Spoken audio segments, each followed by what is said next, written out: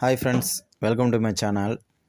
இன்றைக்கி நம்ம இந்த வீடியோவில் என்ன பார்க்க போகிறோன்னா, சுருக்குவலை பயன்படுத்தி எப்படி கருவால் மீன் பிடிக்க போகிறாங்கன்றதை நம்ம இந்த வீடியோவில் பார்க்க போகிறோம். சுருக்குவலை மடின்றது நீங்கள் எல்லாருமே கேள்விப்பட்டிருப்பீங்க.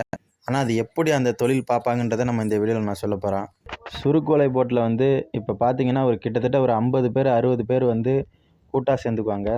அதில் யாருமே தனிநபர் கிடையாது. எல்லாமே ஒரு ஆளுங்களுக்கு 1 லட்சம் 2 லட்சம் 3 லட்சம் ஆளுக்கு கொஞ்சம் கொஞ்சமாக போட்டு அந்த 60 பேருமே போட்டு அந்த ஒரு பெரிய ஒரு சுருக்குவலை போட்டை வாங்குவாங்க. அப்புறம் அந்த வலையும் புதுசாக கூட்டுவாங்க. இப்படி அந்த போட்டில் எல்லாருமே ஒரு ஓனர் தான். யாருமே ஒரு தனிநபர் கிடையாது. காலையில் ஒரு 6 மணி போல் நாங்கள் இப்போ மீன் பிடிக்கிறது தொழிலுக்கு போகிறோன்னா, சாயங்காலம் இருட்டுற வரைக்கும் நாங்கள் அந்த 6 மணி வரைக்கும் அந்த கடலில் நாங்கள் இருப்போம்.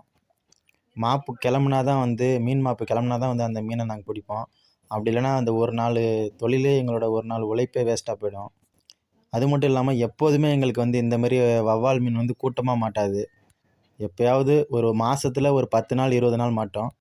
அந்த மாட்டும்போது எங்களுக்கு அந்த மித்த நாளுக்குள்ள அந்த உழைப்புக்கு உண்டான ஊதியமும் அந்த காசும் எல்லாமே எங்களுக்கு சேர்ந்துடும்.